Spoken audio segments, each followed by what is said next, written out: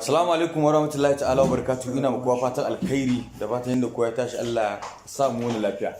Ina ma abota kallon fina-finan mu musamman Izzar So fatan alkhairi, kuma ina so in shaida muku cewa yau ba za mu samu kawo muku Izzar So ba sakamakon wasu yan matsaloli da muka samu, amma insha Allah zuwa Laraba za mu kawo muku shi a tashar mu ta Bakori TV domin faɗakarwa da ilmantarwa da kuma nishaɗantarwa.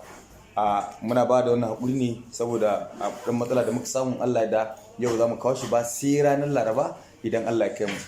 Muna fata ku ci gaba da kasancewa tare da mu, kuma ku ci gaba da haƙuri da mu, domin komai na rayuwa kun san ɗan haƙuri ne.